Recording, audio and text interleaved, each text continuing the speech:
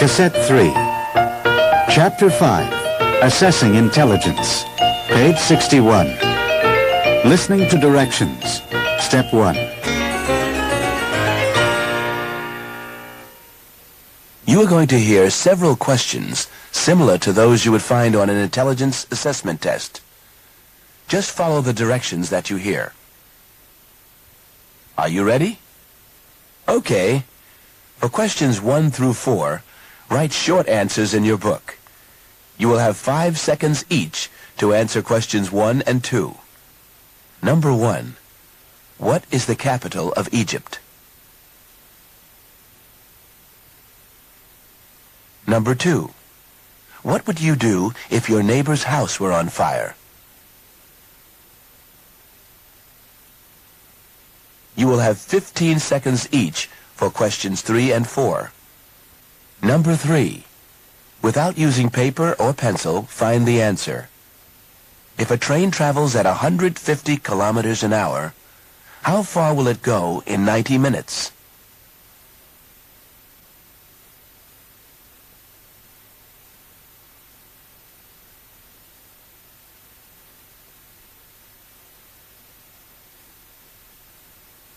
Number 4. Again without paper or pencil.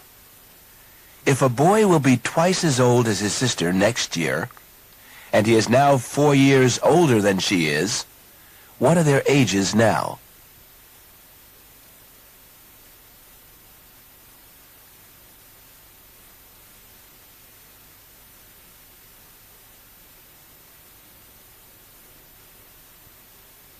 For questions 5 and 6, say your answers out loud. Do not write anything. Number 5. Listen and repeat out loud the following numbers. 2, 4, 8, 3, 9, 1, 6, 5.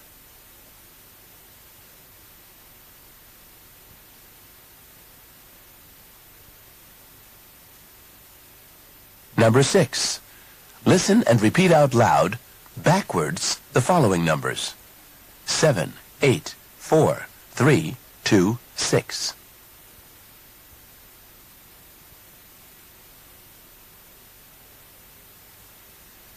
Number 7. How are a horse and a car alike? Write as many similarities as you can in 20 seconds.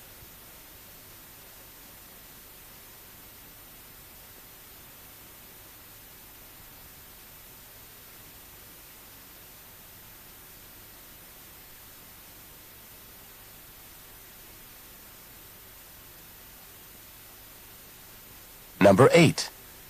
Look at the 4 pictures in your book. Quickly arrange them in order to tell a story. Write the numbers under the pictures.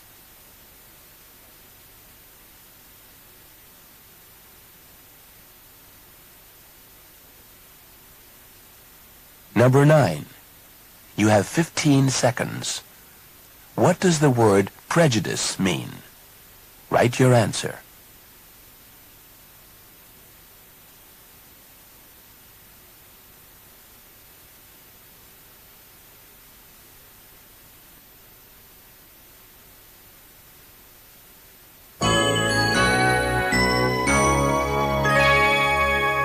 Now complete the steps in your book. Chapter 5. Assessing Intelligence. Page 63. Listening for specific information. Step 2. Ruth, do you remember back in elementary and junior high school how there were always the so-called smart kids, and then there were the kids that didn't do so well? Yeah, I do. I remember that. I remember being one of the smarter kids, and I remember particularly in elementary school, just they had the reading groups, you know, first, second, and third. Yeah, I remember. And being in the first reading group and kind of not getting, you know, like, what exactly were the second and third reading groups for? What did they do there? Yeah.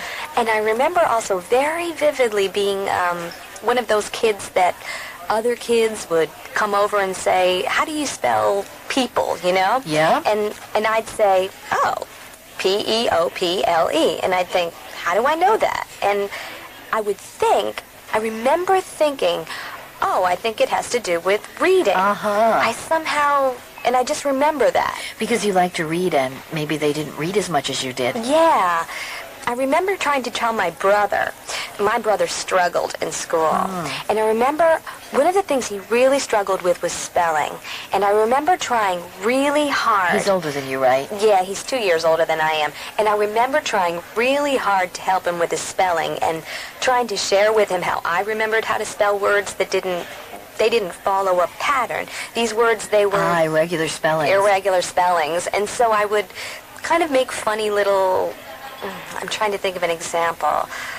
I can't think of an example, but just I would make little songs out of them, the words, and make them so that I would remember that there was a silent E at the end, or there was a silent H, or something like that, and that would help me. And he could not get that. It just, my system just didn't work for him. And I sort of just threw my hands up, Yeah. you know.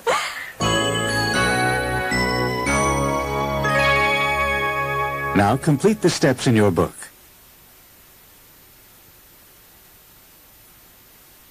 Chapter 5, Assessing Intelligence, page 63. Listening for specific information.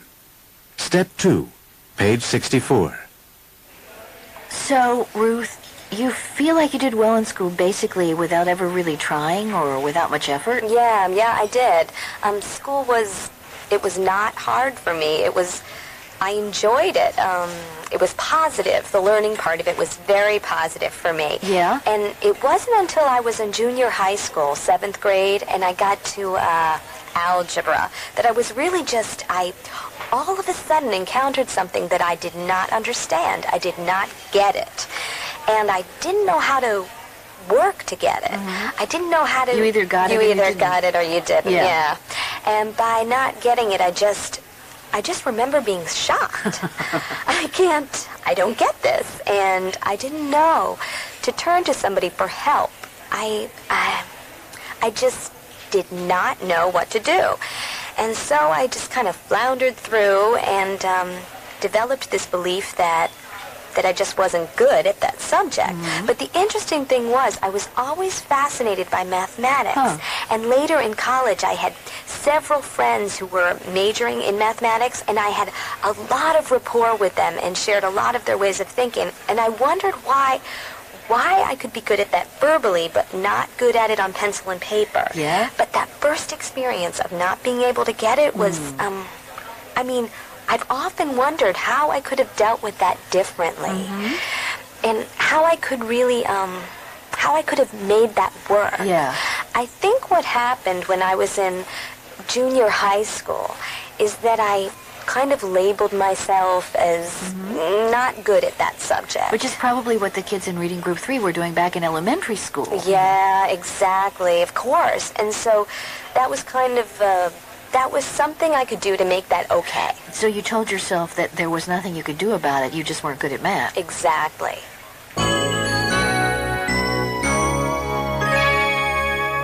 Now complete the steps in your book. Chapter 5, Assessing Intelligence, page 64. Retelling. Step 2, page 65. You know, this reminds me of this story that I read somewhere recently about this man who went through school, and at some point early in his school career, I think it must have been early in high school, he was basically told that he was a dunce. Oh, no. That he was of very low intelligence, and that he really shouldn't have much, that he shouldn't expect too much. In terms of a career. Yeah, in terms of a career and stuff. And so that's how he viewed himself. So he went off in life, and he got a real, kind of structured his life to match the label that he gave himself. Which had been given him. Yeah, because he adopted that. The label that the school gave him, he took as his own. He believed it. He believed it because it was, based on a test that they had given him. Yeah, a test. Oh, it must be true. Oh, a yeah. test. What else is there to say? So he went out and got, a very low-paying, menial-type job and was just going along in life. And I don't remember just exactly how this happened, but somehow his IQ was tested again. And the determination was made that he was not, in fact, of low intelligence, but he was of very high intelligence. And in Amazing. fact, He was in the genius category. Amazing. I mean, like his IQ was measured at about 160 or something. Huh. And then he again relied on the written test. He took that information and the new label, internalized it, and went out and changed his whole life to match that new information. Huh. He became a successful businessman, and he made a lot of money, and he just, he changed everything about his whole life with this new information. It was just kind of fascinating, Yeah. I mean, he was always the same person. He always had that same intelligence. But he, the test. The test, huh?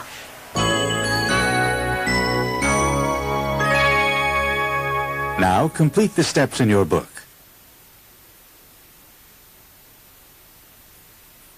Chapter 5, Assessing Intelligence, page 68. Note-taking, recognizing examples. Step 2, page 69. 1. So Binet came up with tasks that he thought were important for success in school, such as good memory skills, reasoning skills, and verbal comprehension skills.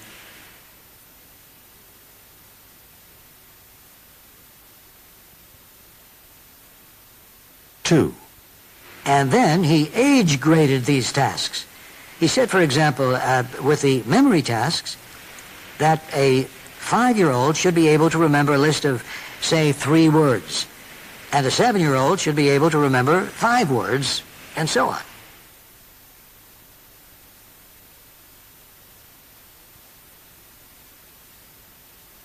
Three. Binet figured out what the mental age for a normal child would be. In other words, how many tasks the average 5-year-old, 6-year-old, 7-year-old, and so on could do.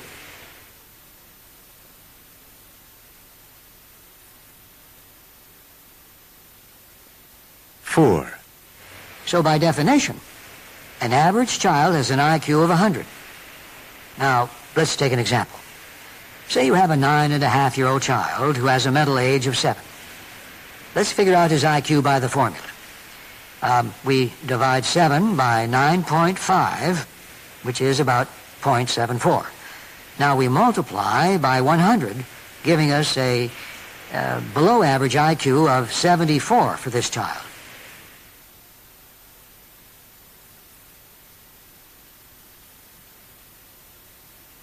Five.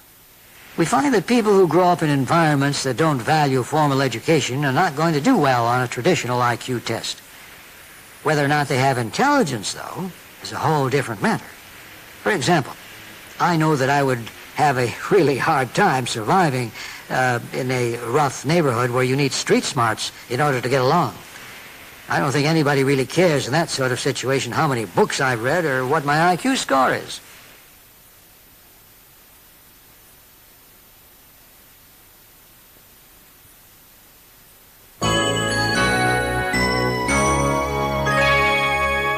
Now complete the steps in your book. Chapter 5, Assessing Intelligence, page 70. Outlining practice. Step 2. Modern intelligence testing began with Alfred Binet in 1905. At that time, the French government had recently passed a law requiring all children to attend school. And suddenly, teachers had a much wider range of students to deal with, so they had to be able to identify the students who needed special help. Binet was hired by the government to create a test to identify students who were below average academically. So, how did Binet go about trying to devise this test? He needed to have a premise, or a theory on which to base the test. And the theory which he used is that intelligence increases with age.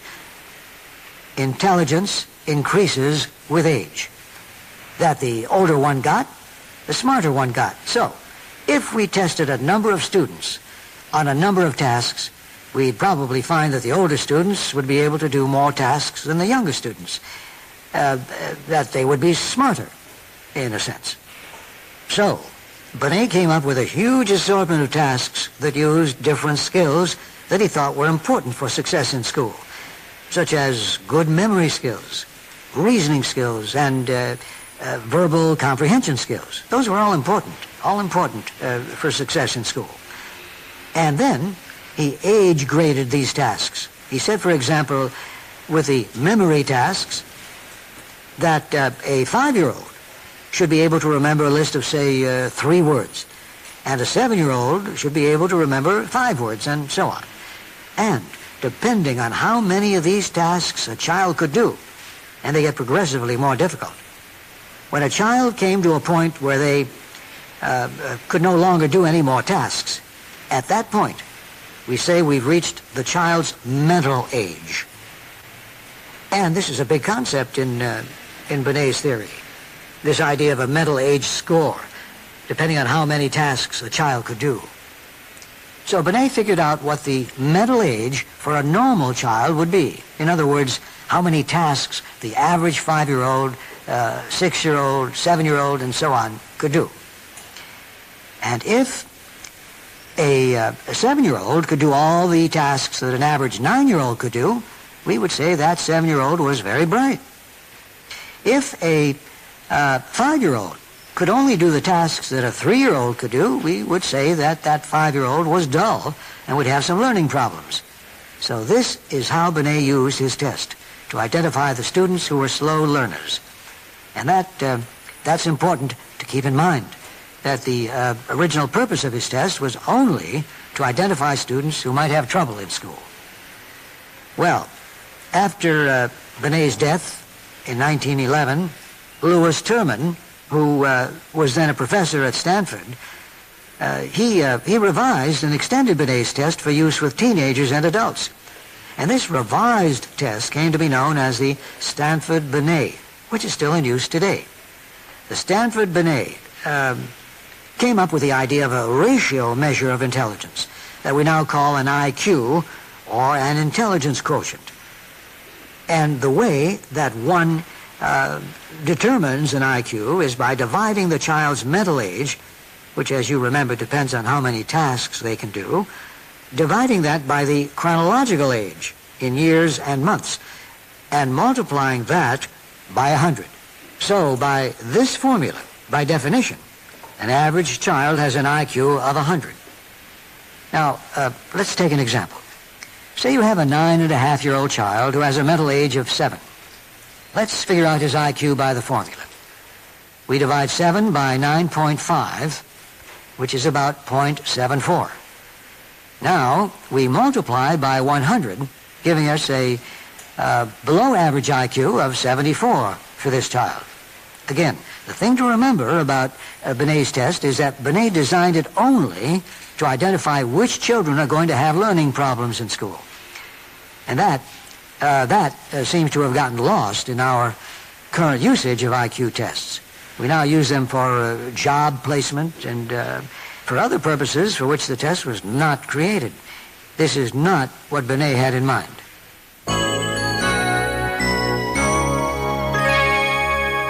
Now complete the steps in your book. Chapter 5, Assessing Intelligence, page 71. Outlining practice, step 2.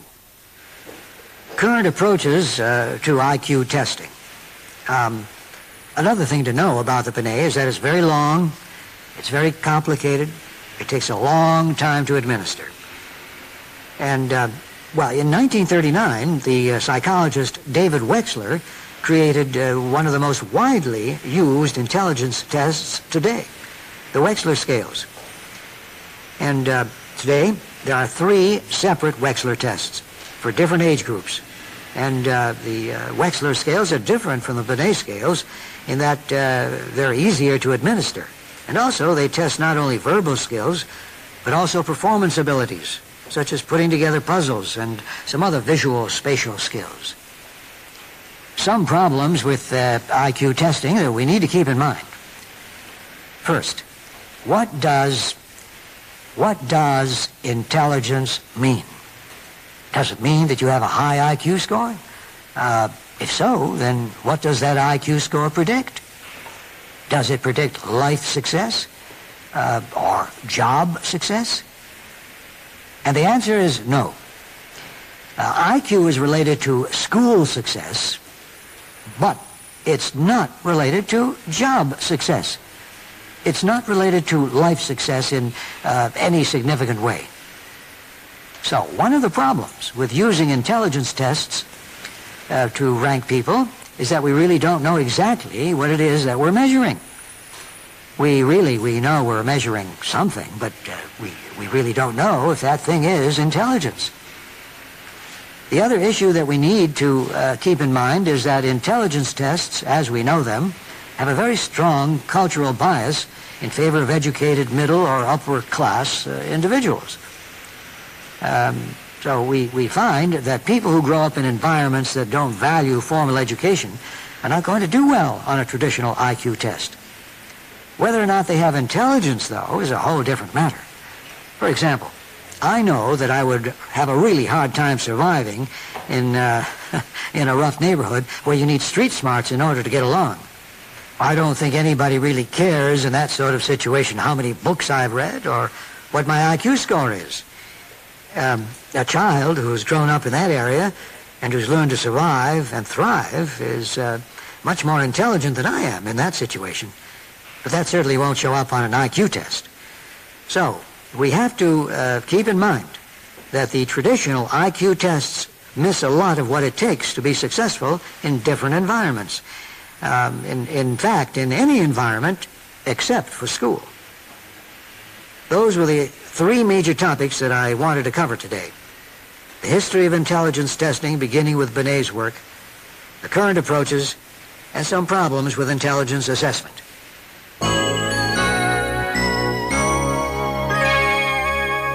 Now complete the steps in your book. This is the end of Chapter 5. Now please fast forward to the end of this side and turn over the cassette to continue.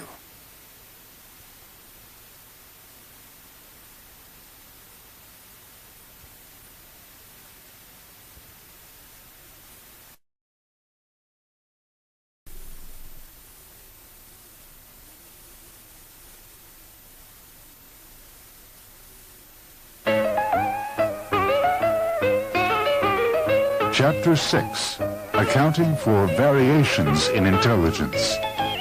Page 73. Recording Numbers. Step 2.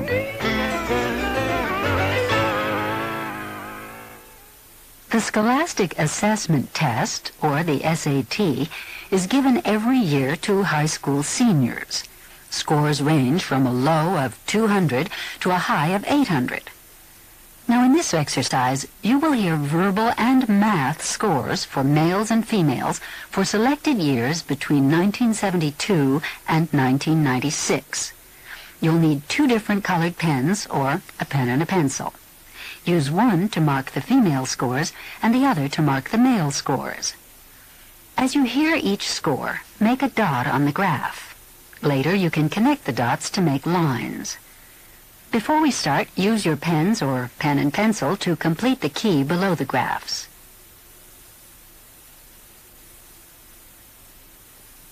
Are you ready? We'll do the male verbal scores first. In 1972, the average male score on the verbal section of the SAT was 531. By 1976, it had dropped to 513. And in 1980 to 507. Scores then climbed a bit up to 510 in 1984 and 515 in 1986. They dropped again to 504 in 1992. And in 1996, the average male score on the verbal section was 507. Now let's turn to the average math scores for males. In 1972, the average male score on the math section of the SAT was 527. It was down 7 points to 520 in 1976, and down to 515 in 1980. In 1984, the average male math score was up a little to 519. It was 522 in 1988, then dropped 1 point in 1992 to 521. Finally, in 1996, the average math score for males was up to 527. Now change to your other pen or pencil.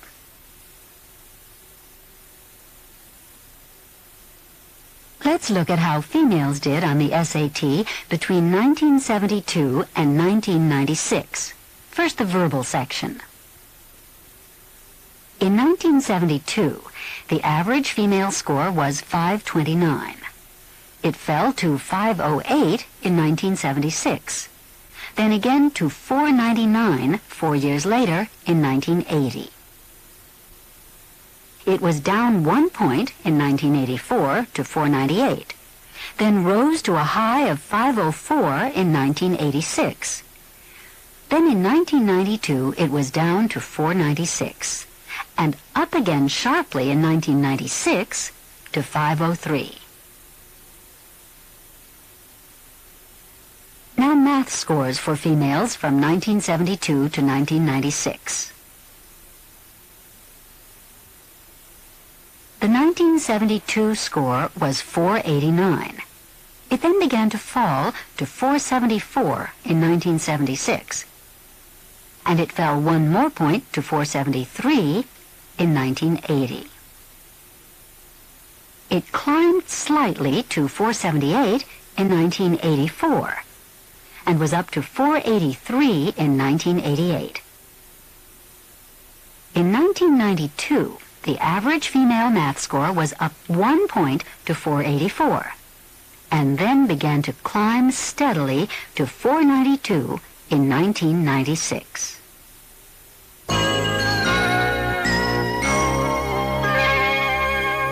Now complete the steps in your book. Chapter 6, Accounting for Variations in Intelligence. Page 75. Listening for specific information. Step 2. Dennis, how many years have you been working in education? Well, it's been 23 years now. Uh-huh. First as a classroom teacher in high school, middle school, but mostly at the elementary level, in 3rd and 4th grade. And then I spent 5 years as an elementary school principal. And then this year, I'm working as a director of education programs. Okay. Well, what I wanted to ask you about first is, what differences have you seen between the way girls perform and the way boys perform at various ages? Yeah. Well, there's the difference that's really become a cliche. And that is that girls' performance in math and science courses tends to drop off in the late middle school years. Uh-huh. And on the other end, in primary grades, girls, because of generally earlier acquisition of language and fine motor skills, maybe generally better behavior, do better. So in the primary grades, the boys are usually behind the girls, and generally the really strong popular leaders in the classroom are girls. Uh-huh. And then around 4th and 5th grade, boys, start asserting themselves, but in different ways from girls. How so? Well, I think one of the big differences in how girls and boys perform is how, they get attention. Mm-hmm. I think boys are a lot more comfortable doing things that are unexpected, being slightly inappropriate, but not to the point of really getting in trouble. Whereas I think in girls, and again, I'm talking about what 3rd and 4th graders do to get attention in class. With girls, it's still more things like doing a really good job on your homework and always raising your hand for questions. Yeah. And that sort of thing. Yeah, boys seem to be a little more comfortable doing things that are not expected, asserting themselves against the teacher. And this behavior seems to become more acceptable as we get into the higher grades. Uh-huh. And then as for girls, in middle school years, I think, again, the cliche is that they feel the need to kind of dumb down a little bit. Because the issue of being attractive to boys, getting attention from boys is so important. So girls don't want to do anything that's going to interfere with that. Uh-huh. So is it really documented that girls start to do worse at that age in math and science? Yeah, it is. Oh. It's been written about a lot in the educational journals. And I guess my experience supports the research that I've read. Yeah. Yeah, that's the pattern that we see especially on math tests, starting in late middle school, say around age 14.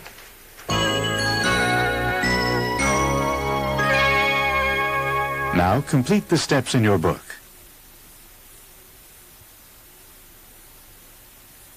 Chapter 6, Accounting for Variations in Intelligence, page 75.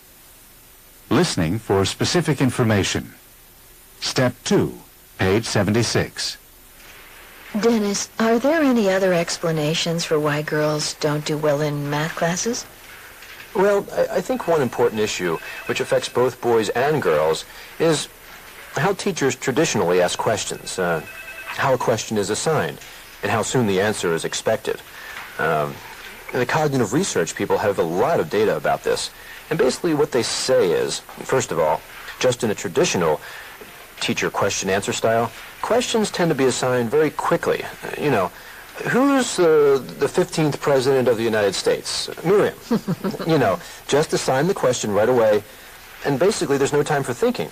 So what happens is, it causes a level of tension in the classroom, which causes everybody to temporarily move to another part of their brain, and the person being asked the question generally can't think of the answer. Yeah. And I think a lot of people have had that experience where they're trying to think of something and they just can't find it, and then once they relax, the information comes up, Yeah. and that's because you're moving back to another part of your brain once the stress decreases.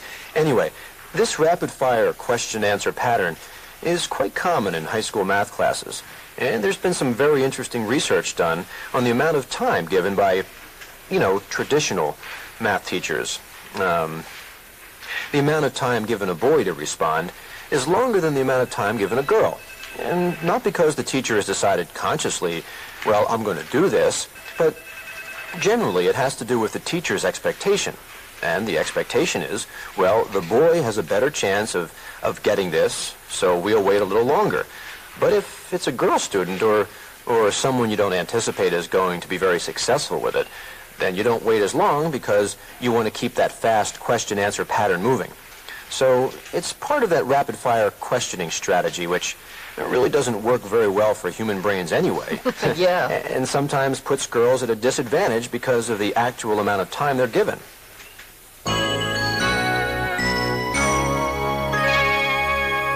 Now complete the steps in your book. Chapter 6, Accounting for Variations in Intelligence, page 76. Listening for specific information. Step 2.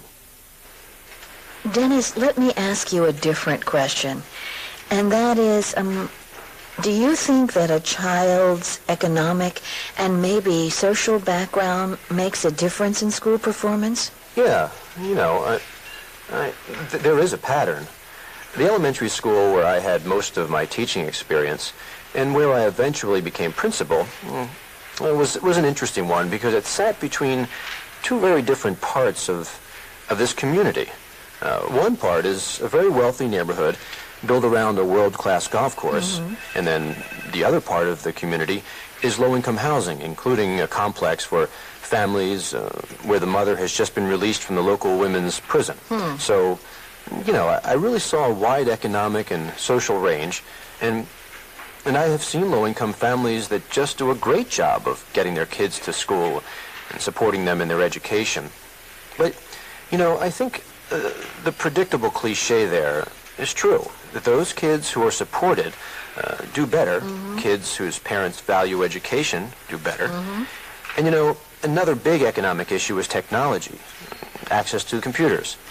The kids who have multimedia computers at home, in their bedrooms, they just do better. Yeah. Yeah.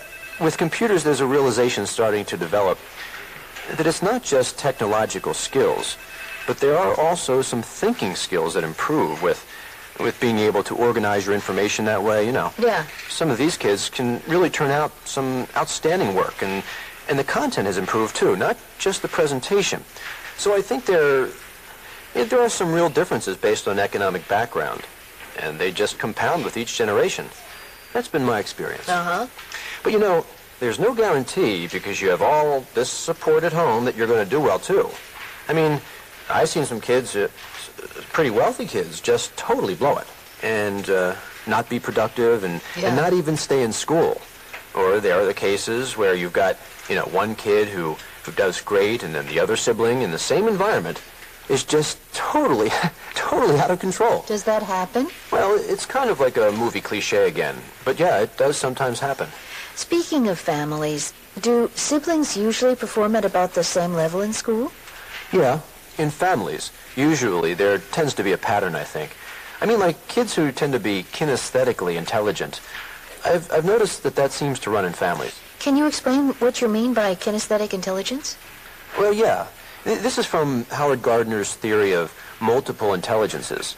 These are kids, you know, for whom muscle memory and coordination, you know, they look at a basketball play and perceive the information on a whole different level from a lot of other kids who don't necessarily have kinesthetic intelligence. And so suddenly, they're able to go out there and replicate these movements and things. I mean, I think basketball is a great one because of what it takes to aggressively drive to the basket. You know, for some kids, it's just a lot easier task than it is for others.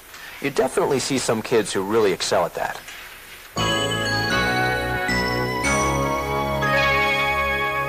Now complete the steps in your book.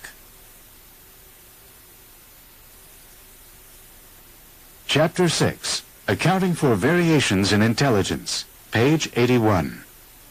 Note-taking, recording numbers. Step 2. 1. First on the nature side, William Tryon in the 1940s, he was working with rats. 2. We know that the correlation of IQ scores for identical twins that are raised together in the same environment is about 0.85, which is very, very significant. And even identical twins who are raised apart in different environments still have an IQ correlation of 0.72, which again is significant. However, if heredity were the only factor, then the correlation between identical twins, whether they were raised together or apart, should be at 1. 3. Fraternal twins, their correlation is 0.6. Siblings who are raised together, the correlation is about 0.45. 4. We've also found in studies with kids, when we take disadvantaged inner-city kids and put them in middle-class suburban homes where education is valued, after a period of time, we tend to see a jump in IQ of about 15 points over the IQs of similar kids that are raised in a more impoverished inner-city environment.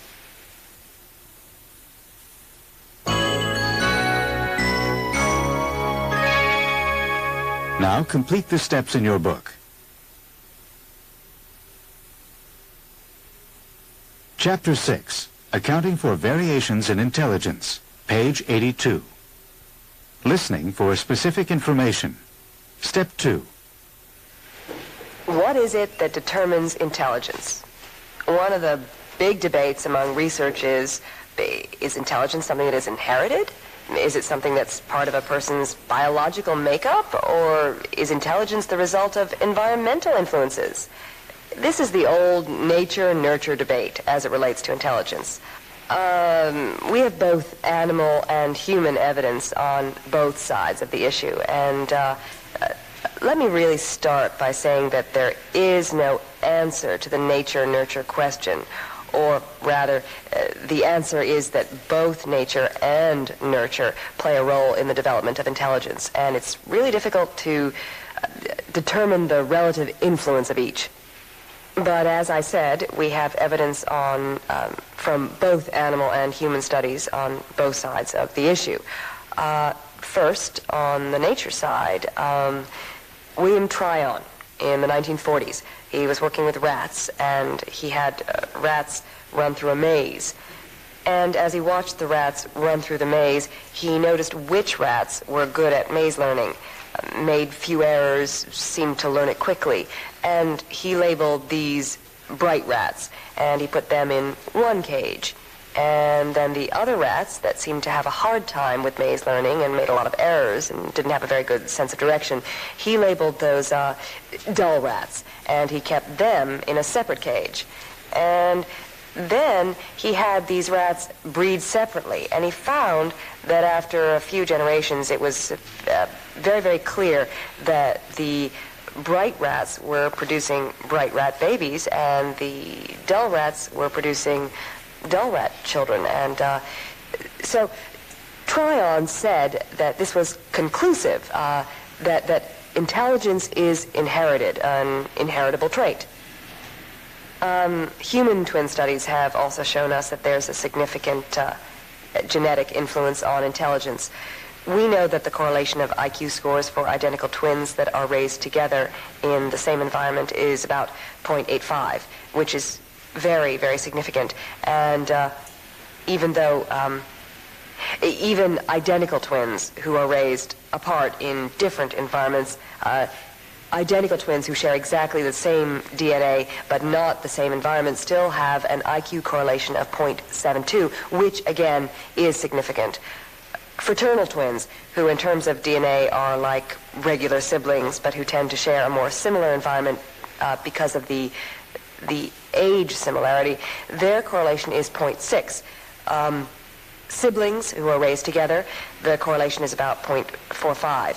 So what we see with those correlations is the more shared DNA that two people have together, the more likely it is that they'll also have a similar IQ score.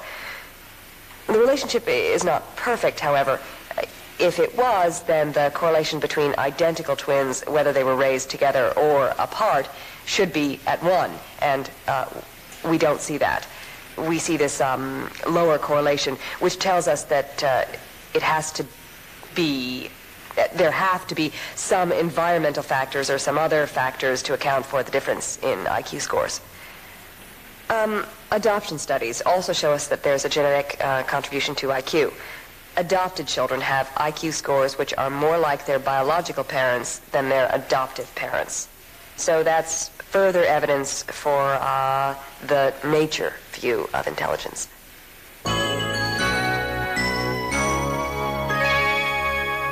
Now complete the steps in your book.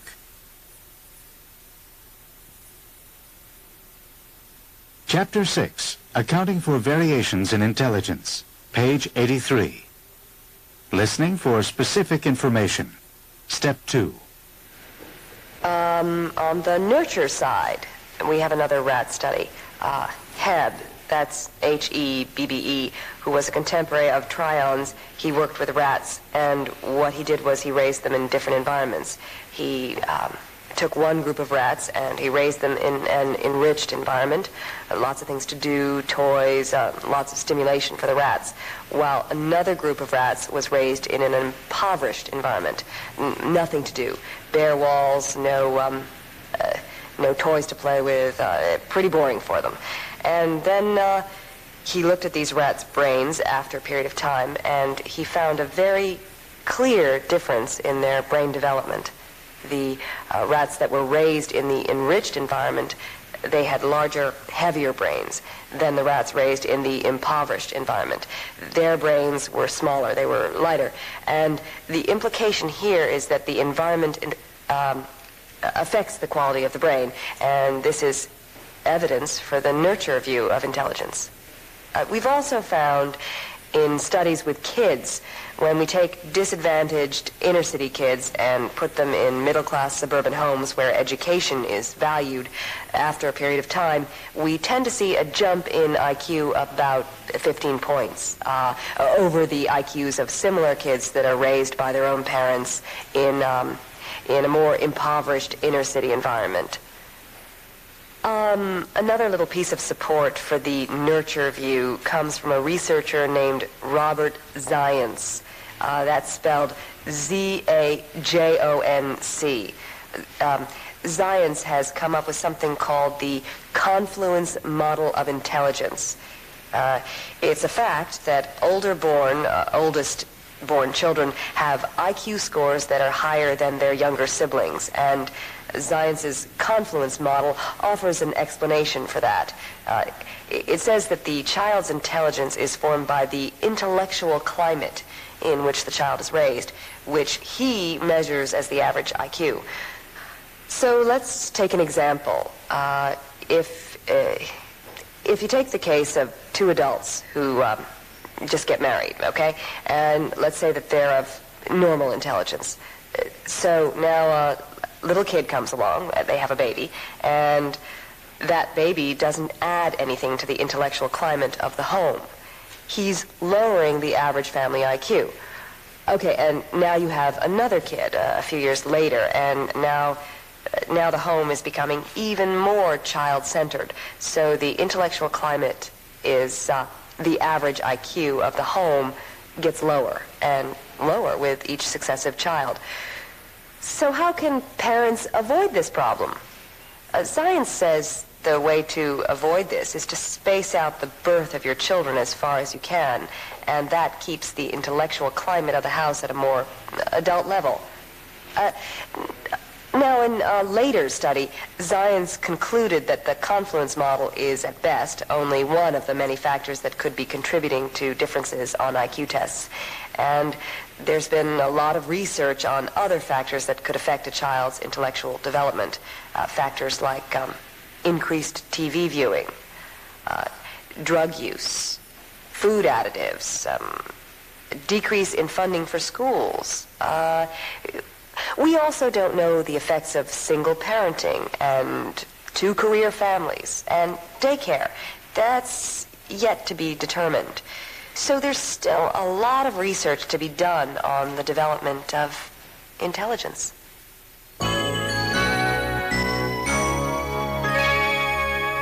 Now complete the steps in your book. This is the end of Chapter 6. The program continues on the next cassette.